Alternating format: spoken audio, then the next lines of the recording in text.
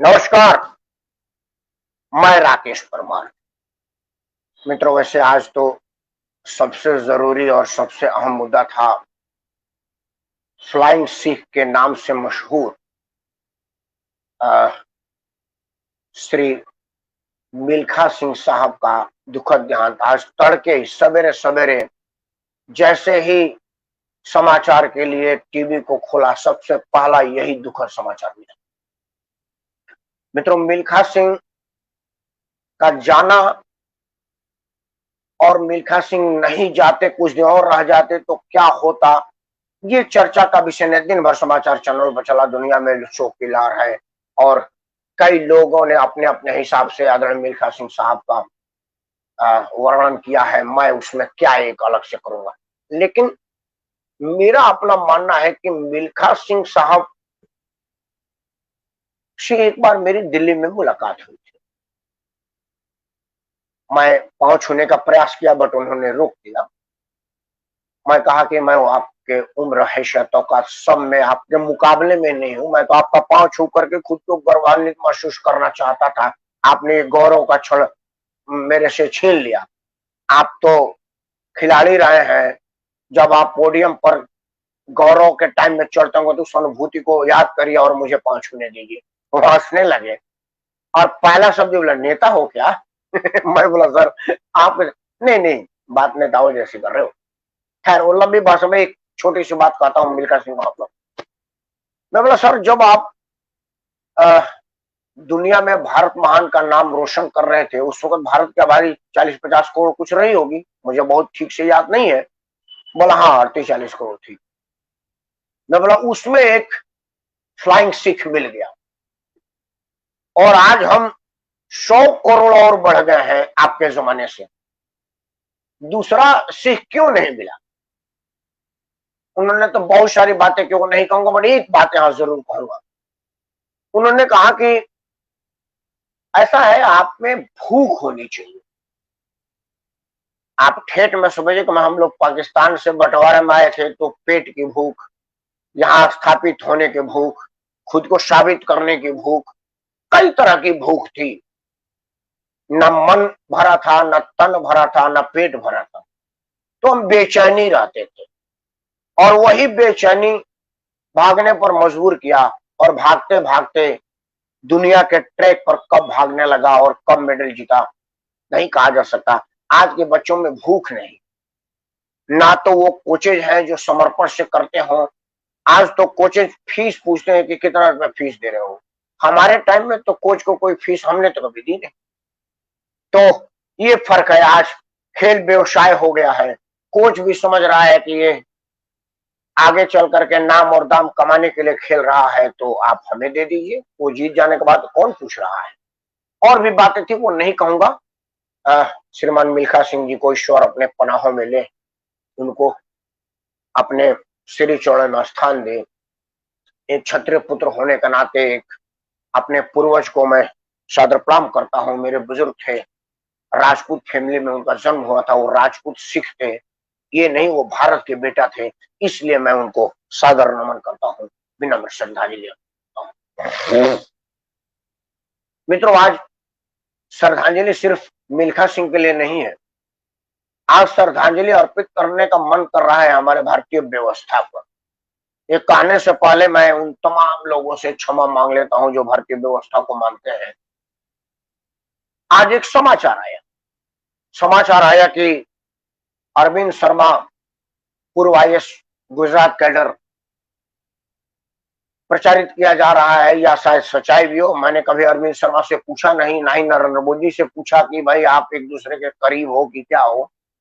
लेकिन जब से अरविंद शर्मा रिजाइन करके एमएलसी बने, तभी से ये हर खबरों में, हर समाचार में आते कि नरेंद्र मोदी के सबसे नजदीक, नरेंद्र मोदी के खासम खास, नरेंद्र मोदी के वफादार अरविंद शर्मा। मित्रों, जो आदमी 20-25 साल तक गुजरात में आईएएस की नौकरी किया है, वो नरेंद्र मोदी का खास नहीं तो जान पहचान का तो हो ही जाएगा। जो आदमी 15 साल तक वहां मुख्यमंत्री रहा हो, और गुजरात के उत्तर प्रदेश जैसा तो है नहीं कि मुख्यमंत्री को आईएसओ से भेंट ही नहीं हो रही है और वो निकल गया। यहाँ तो भेंट ही होता है हर दिन हर पल। छोटा राज्य है और सचिवालय से लेकर के मंत्रालय तक भेंट होने के चांसेस होते हैं। हो सकता है अरविंद शर्मा और नरेंद्र मोदी की बैठ गई हो, पैठ हो गई हो, अरविंद शर्मा के काम से मोदी जी प्रभावित हो गए हो, ये सब हो सकता है। क्योंकि उनके ट्रांसफर और उनके पोस्ट को और उनके तैनाती को देख करके तो लग रहा है कि नरेंद्र मोदी के खासों खास रहे होंगे। क्योंकि जब मोदी जी 2014 में दिल्ली आए तो इनको भी बुला ली, साथ में ये भी आ गए। और नरेंद्र मोदी का हर ड्रीम प्रोजेक्ट में सचिव रहे। हर वो जगह जहां उनको जरूरत थी नरेंद्र मोदी को कि अरविंद शर्मा को लगाया जाए, उन्होंने उनको लगाया है। और अरविंद शर्मा ने बढ़िया ही काम किया होगा। मैं उनके काम की समीक्षा के लिए नहीं बैठा हूं। हम तो सामाजिक आदमी, हम तो सामाजिक पहलू की समीक्षा करने के लिए बैठे हैं और उसी में आपका आशीर्वाद मांग रहे हैं कि कृपया मेरे को मार्गदर्शन करिए कि मैं गलत पे हूं कि सही हूं। स्थिति है कि अरविंद शर्मा को आज भारतीय जनता पार्टी ने उपाध्यक्ष बना दिया। मित्रों, उप मुख्यमंत्री बनने के लिए किसी अनुभव की जरूरत है कि नहीं है, ये विषय हो सकता है। एमएलए बनने के लिए आपको अनुभव की जरूरत है कि नहीं, ये विषय हो सकता है। लेकिन हम लोग संगठन को पसंद करने वाले लोग हैं। अगर आज कोई मुझे कहे कि मैं आपको उत्तर प्रदेश का अध्यक्ष बना रहा हूं और उत्तर प्रदेश का मुख्यमंत्री बना रहा हूं, तो मुझे सेकंड नहीं लगेगी ये कहने में कि नहीं, मैं उत्तर प्रदेश का अध्यक्ष बनना पसंद करूंगा। क्यों? क्योंकि पार्टी की सरकार होती है, सरकार का पार्टी नहीं होता। इस टाइम उत्तर प्रदेश में भारतीय जनता पार्टी की सरकार है। मतलब उत्तर प्रदेश सरकार की भारतीय जनता पार्टी नहीं। पहले जान लीजिए, संगठन में शक्ति होता है और संगठन की सरकार होती है। तो इतने बड़े संगठन, उत्तर प्रदेश के राज्य बड़ा, भारतीय जनता पार्टी का नाम बड़ा, सदस्य संख्या बड़ा, इतने बड़े पार्टी का उपाध्यक्ष जैसी महत्वपूर्ण पद अरविंद शर्मा को कौन से राजनीतिक अनुभव के आधार पर दिया गया है, ये तो विषय है। और इस विषय पर तो खुलेआम चर्चा होनी चाहिए। मैं बार बार कहता हूं कि मैं करीब करीब नरेंद्र मोदी का भक्त टाइप का हूं। मुझे नरेंद्र मोदी के राष्ट्रवाद, भारत फर्स्ट पर रत्ती भर भी संदेह नहीं। मैं उम्मीद नहीं कर सकता कि कोई विदेशी शक्ति नरेंद्र मोदी को कुछ पैसा दे करके भारत के विकास को अवरुद्ध कराने के प्रति सोच भी ले। करवाना तो बहुत दूर की बात है। मैं ये बिल्कुल नहीं मान सकता कि नरेंद्र मोदी के दिल में भारत का नुकसान, भारतीयता के नुकसान और भारत के स्वाभिमान पर कहीं लेस मात्र भी समझौते जैसा कोई बात उनके दिमाग में आ भी जाए, ये हो ही नहीं सकता, संभव ही नहीं है। नरेंद्र मोदी को अगर हम जहां तक जान पाए तो नरेंद्र मोदी के उस पर मुझे रत्ती भर भी संदेह नहीं है। लेकिन एक बात तो चिंता का विषय है कि अरविंद शर्मा को केंद्र सरकार के केंद्रीय मंत्रिमंडल के केंद्रीय मंत्रालय के सचिव, जो बहुत बड़ा पोस्ट होता है, बहुत बड़ा, उस भारत में जितने आईएएस हैं, गिने चुने लोग मंत्रालय में सचिव बनते, वो भी केंद्रीय मंत्रालय में, वो भी महत्वपूर्ण मंत्रालय, वो डिजर्व करते होंगे। वो पढ़ के पास किए हैं, उन्होंने परीक्षा दिया, वो अनुकंपा के आधार पर नहीं है, आरक्षण के आधार पर नहीं है, किसी के मनोनीत करने से नहीं है। वो उन्होंने भारत की सबसे कठिन परीक्षा को कठिनतम मेहनत के साथ पास किया है और तब जाकर के उस पोस्ट पर पहुंचे हैं, उस पर कहीं कोई दो नहीं। नरेंद्र मोदी उनको भारत के प्रधान सचिव बना देते, कोई चिंता, कोई चर्चा नहीं होता। प्रधानमंत्री कार्यालय के प्रधान सचिव बना देते, अपना निजी प्रधान सचिव बना देते, विदेश में कोई बड़ा पद दे देते, कहीं कोई चिंता का विषय नहीं होता। क्योंकि अरविंद शर्मा ने अपने आप को प्रूव किया है भारत के सबसे प्रतिष्ठित परीक्षा को देकर। लेकिन जैसे उनको एमएलसी बनाया गया, पत्र पत्रिकाओं से लेकर के समाचार चैनलों पर, अब ये हो गया कि इनको सरकार में जिम्मेदारी दी जाएगी। चर्चा आया कि जो सरकार के मुखिया हैं अभी उनसे मिले ही नहीं, टाइम ही नहीं दे रहे, और एमएलसी बना दिया गया। एमएलसी बनाने के बाद हुआ कि अब ये उप मुख्यमंत्री बनेंगे। वो नहीं हुआ। योगी मोदी का टकराव सुना गया, भाजपा के नीति के विरुद्ध में जोगी ये चल रही है सुना गया, सेंट्रल की बात नहीं मान रही है, मतलब तरह तरह के भाजपा विरोधी पत्रकार गैंग ने पूरा प्रोपगंडा चलाया। मैं उधर नहीं जा रहा, लेकिन अब यह जरूरी है कि जब योगी आदित्यनाथ जी का दिल्ली दौरा हुआ और उसमें उन्होंने भारत के प्रधानमंत्री, गृह मंत्री और पार्टी के अध्यक्ष से मुलाकात किए, तो कुछ चर्चा हुई होगी, क्योंकि उसके बाद अरविंद शर्मा से उनकी मुलाकात आज हुई और अब करीब करीब फाइनल हो गया कि 3-4 महीने के लिए कोई मंत्रिमंडल विस्तार हो के क्या होगा, क्या फायदा होगा। खैर, मंत्रिमंडल विस्तार तो 3 दिन पहले भी किया जा सकता है, मुख्यमंत्री का प्रेरोगेटिव है, वो जो चाहे। लेकिन अब जबकि अरविंद शर्मा को उपाध्यक्ष बना दिया गया, मतलब मंत्रिमंडल विस्तार में अब उनके जाने का कोई स्कोप नहीं है, क्योंकि 4 दिन के लिए क्यों उपाध्यक्ष बनेंगे। तो क्या वाकई योगी मोदी में कुछ चल रहा है? योगी जी, मोदी जी या आलाकमान के अंत अंत तक समझाने पर कुछ नहीं कर पाए अरविंद शर्मा के लिए, तो उन्होंने कहा कि कोई बात नहीं, सरकार क्या मुखिया है तो कोई बात नहीं, संगठन तो हमारे इशारे पर नाचती है, हमारे इशारे पर चलती है, हम संगठन का उपाध्यक्ष बना देंगे। क्योंकि अगर अरविंद शर्मा को कोई राजनीतिक अनुभव होता, आप पुराने संगठन के कार्यकर्ता हो गए, मैं ऐसे 200 लोगों को भारतीय जनता पार्टी में निजी तौर पे जानता हूं, बाय नेम बाय फेस, जो 30 साल 40 साल से पार्टी के लिए खपा दिए अपने आप को। मैं ऐसे लोगों को जानता हूं जिन्होंने पढ़ाई में ऊंची नंबर लाया था, कुछ तो हमारे साथ के विद्यार्थी भी थे, हमारे साथ पढ़े थे, बड़ा बढ़िया नंबर से पास हुए थे और आगे बहुत बढ़िया करने की थी, लेकिन भारतीय जनता पार्टी के नीतियों को, उनके कार्यक्रमों को पसंद करने लगे, शाखा में आने जाने लगे और उन्होंने बीच में पढ़ाई छोड़ दिया। मैं ऐसे भी बहुत लोगों को जानता हूं जो बढ़िया नौकरी छोड़ करके पार्टी में आए और आज 20-30 साल से दरी बिछा रहे हैं और बैनर पोस्टर लगा रहे हैं, नेताओं का भाषण करवा रहे हैं।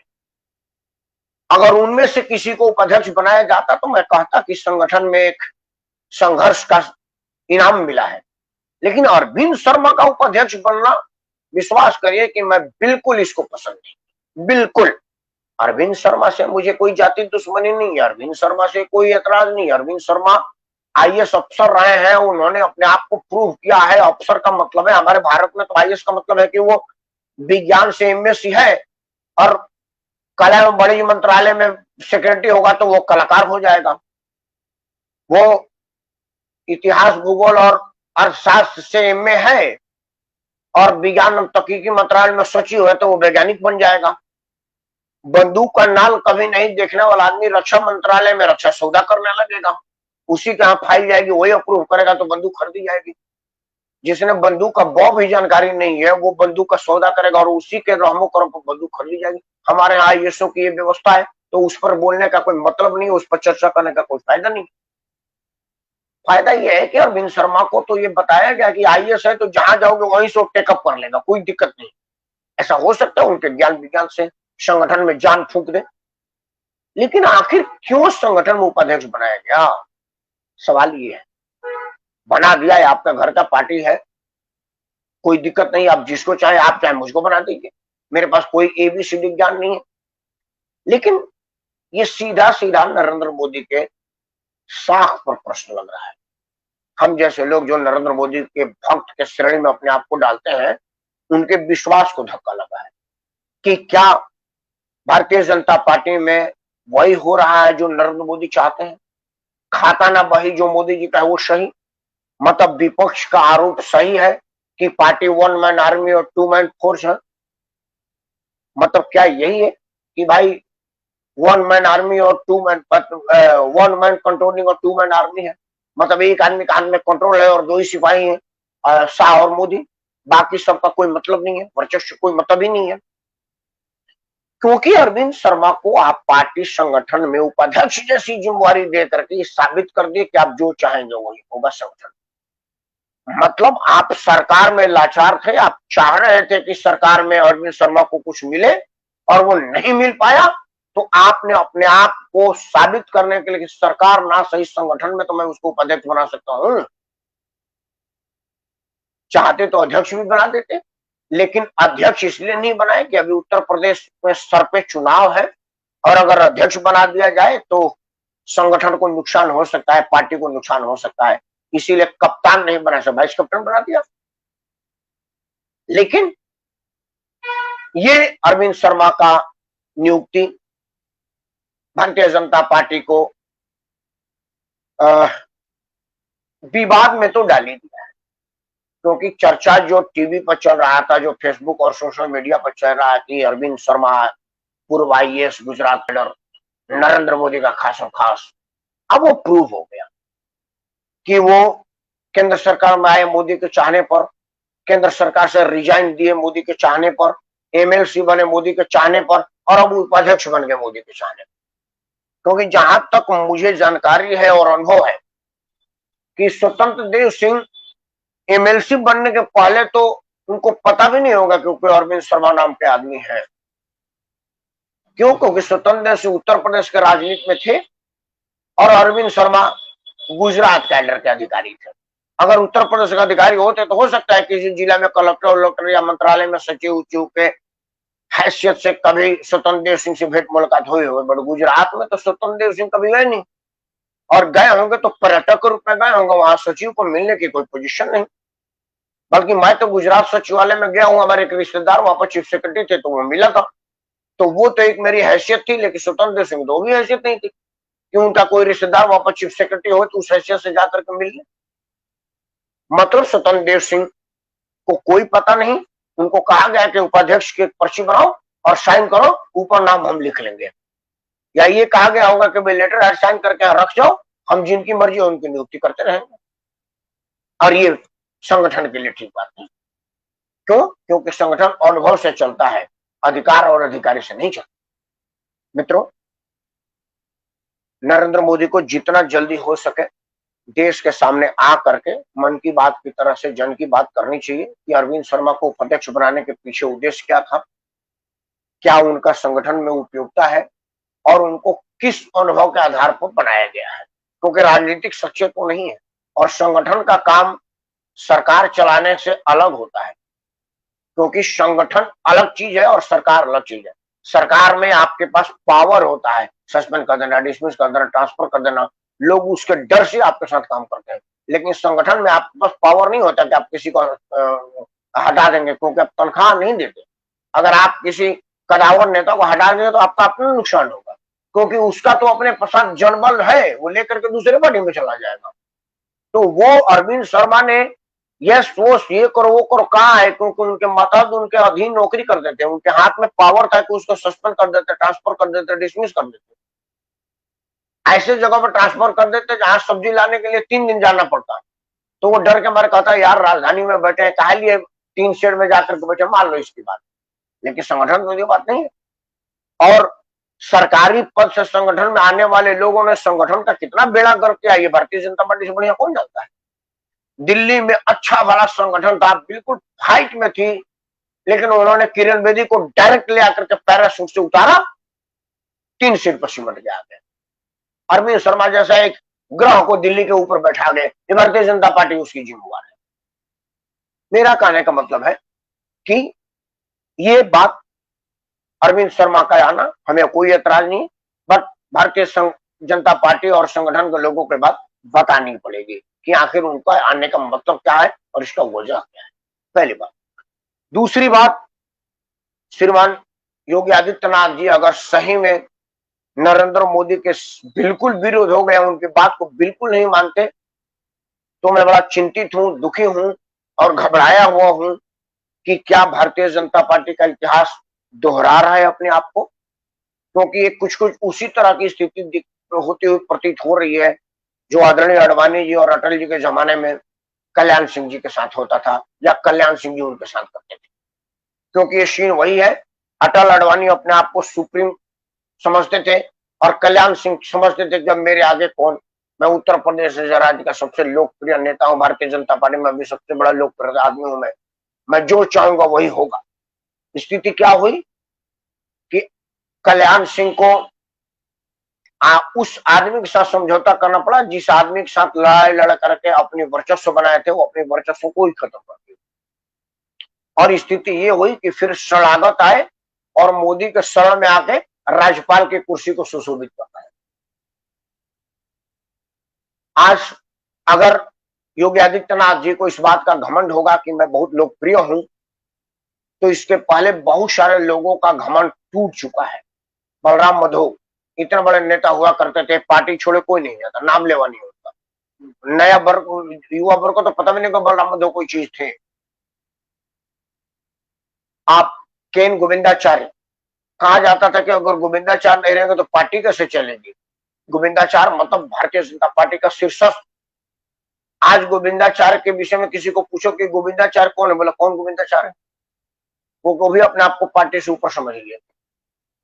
योगी आदित्यनाथ और मोदी की जोड़ी सलामत रहे, देश प्रदेश में उनकी साख बनी रहे। क्यों? क्योंकि अभी देश और उत्तर प्रदेश दोनों जगह भारतीय जनता पार्टी जैसे राष्ट्रवादी और स्पष्ट नीति वाले सरकार की जरूरत है। क्योंकि ये सरकार साफ और स्पष्टवादी है, ये स्पष्ट है। क्योंकि ये सरकार ना तो वोट बैंक के लालच में विदेशियों को बढ़ावा देती है, ना ही देश के दुश्मनों के साथ देती है। ये सरकार दुश्मनों को कुचलती है, वोट बैंक की चिंता नहीं करती। ऐसे सरकारों का रहना बड़ा जरूरी है। लेकिन अगर देश के दो शीर्षस्थ नेताओं के आपस के वर्चस्व की लड़ाई का संघर्ष अगर सतह पर दिखने लगे तो संगठन बट जाता है और संगठन कंफ्यूज हो जाता है कि वो उसके साथ जाए कि उसके साथ जाए। और उत्तर प्रदेश का चुनाव बड़ा क्रूशियल है। अगर उत्तर प्रदेश में खोया तो मोदी डिस्टर्ब हो जाएंगे। और भारतीय जनता पार्टी को कुछ लोग अगर ये समझ रहे होंगे कि अगर योगी को मजबूत कर दिया तो मोदी के लिए खतरा है, तो वो गलत फहमी में है। क्योंकि योगी जी के साथ उम्र है और मोदी जी के साथ उम्र नहीं है। मोदी जी अपने हुए बनाए हुए कानून के अंतर्गत बंधे हुए हैं और उस वजह से सिर्फ 2024 का चुनाव लड़ सकते हैं, उसके बाद वो चुनाव नहीं लड़ेंगे। अगर योगी आदित्यनाथ इस बात को समझेंगे तो मोदी से सीधी लड़ाई नहीं लड़ेंगे। क्योंकि नेक्स्ट में योगी के बाद कोई, मोदी के बाद कोई नहीं है। क्योंकि अमित शाह का भी उम्र अब बढ़ रहा है। क्योंकि योगी और अमित शाह दोनों, मोदी और अमित शाह एक साथ के लोग हैं, कोई साल 6 महीने के ऊपर नीचे होंगे। राजनाथ सिंह की भी उम्र बढ़ रही है। जोशी उसी जी का तो खैर खेले खत्म हो गया है। तो अगला नेक्स्ट जनरेशन में नो डाउट योगी आदित्यनाथ के ना तो मुकाबले में कोई लोकप्रिय है और ना ही उनके तरफ से साफ और स्पष्टवादी कोई राजनीति और नेता दिख रहा है मुझे भारतीय जनता पार्टी। भारतीय जनता पार्टी का भविष्य वर्तमान में मोदी और भविष्य में योगी के साथ ही है और ये दोनों लोगों को ये बात समझ लेनी चाहिए। मोदी जी को भी समझ लेनी चाहिए कि योगी आदित्यनाथ को छेड़ने में फायदा है या उनके साथ रहने में फायदा है। क्योंकि अगर योगी का साथ 2022 में दे तो 5 साल के कार्यकाल अच्छा से निभाएंगे, जैसे अभी पूर्ण बहुमत के साथ निभा रहे हैं। और 2024 के बाद मुझे नहीं लग रहा है कि नरेंद्र मोदी को अगला कार्यकाल लेना चाहिए। क्यों? क्योंकि अगर आप अडवाणी जी का टिकट इस बात के लिए काट सकते हैं कि हम इतने उम्र के बाद लोगों को टिकट नहीं देंगे, तो वो बात आप पर भी लागू होगा। और अगर आप ऐसा नहीं करेंगे तो छीछा लेदर होगा, जगहसाई होगा, जो प्रतिष्ठा आप कमाए हैं वो चकनाचूर हो जाएगा। और मैं नहीं चाहूंगा कि आप अर्श से फर्श पर आए। लोकप्रियता के इसी ऊंचाइयों से आप राजनीति में विदा लें, हम सब आपके चाहने वाले यही चाहेंगे। तो हम जैसे छोटे और साधारण लोगों को अगर ये समझ में आ रहा है कि योगी मोदी की अगर कोई टसल है, पहले तो मैं ये मानता हूं कि कोई टसल नहीं। पहले मेरा मानना है कि कोई कहीं विवाद नहीं है, बेमतलब विवाद के नाम पर मनगढ़ंत बातें हो रही। लेकिन अगर कोई है तो इसको बहुत ही तत्परता से, प्राथमिकता से इसको जितना जल्दी हो सके शट आउट कर लेना चाहिए। और दोनों लोगों को सार्वजनिक आप कहना चाहिए कि ये सब मीडिया की मनगढ़ंत बातें हैं, हम दोनों एक हैं, हम दोनों में कोई मुद्दा नहीं। लेकिन अरविंद शर्मा का उपाध्यक्ष बनाना ये साबित करता है कि सब कुछ ठीक नहीं है। ये वर्चस्व की लड़ाई को सतह पर ले आ दिया। क्योंकि अगर नरेंद्र मोदी के खासम खास अरविंद शर्मा हैं तो वो पार्टी में अगर चपरासी भी होते तब भी उनकी पहुंच और पावर और हैसियत थी। क्योंकि अब तो दुनिया को ये बात पता चल गया कि अरविंद शर्मा मतलब नरेंद्र मोदी के खासम खास आदमी। अरविंद शर्मा एक मात्र एमएलसी थे। तो मैं देखा हूं कि सोशल मीडिया पर उत्तर प्रदेश के बड़े बड़े धाकड़ नेता उनका फोटो लगा करके नीचे स्तुति गान करते हुए पोस्ट डाल रहे हैं। मतलब उन्हें समझ में आ गया कि अरविंद शर्मा कौन। तो आपको उनको संगठन में दे करके अपने आप को हल्का करने की क्या जरूरत है, जबकि वो वैसे भी संगठन में, मैं नहीं समझता कि स्वतंत्र देव सिंह की इतनी हैसियत है कि वो ये जान लेने के बाद कि अरविंद शर्मा नरेंद्र मोदी के खासों खास हैं, उनके किसी बात का इग्नोर कर देते, उल्लंघन कर देते, अवहेलना कर देते। मैं ये समझ ही नहीं पा रहा हूँ। योगी आदित्यनाथ हो सकता है अरविंद शर्मा को मिलने में महीनों लगा दिए हों, ना मिले हों, लेकिन स्वतंत्र देव सिंह योगी आदित्यनाथ नहीं है, क्योंकि योगी आदित्यनाथ ने अपने मेहनत के बल पर, अपने काम के बल पर अपने आप को प्रूव कर लिया है, और अब उनको माइनस करना इतना आसान नहीं है।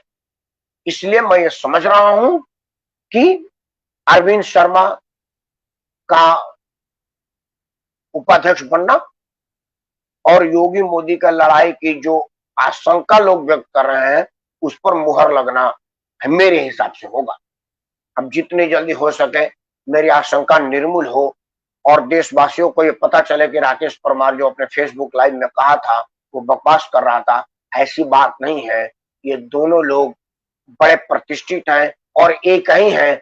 अरविंद शर्मा की भारतीय प्रशासनिक सेवा का अधिकारी के 30-35 साल के अपार अनुभव को भारतीय जनता पार्टी संगठन में इस्तेमाल करना चाहती है, इसीलिए उनको ली है, और कोई बात नहीं है। यही बढ़िया रहेगा, यही उचित रहेगा, और विश्वास मानिए मैं यही सुनने के लिए तड़पता हूं।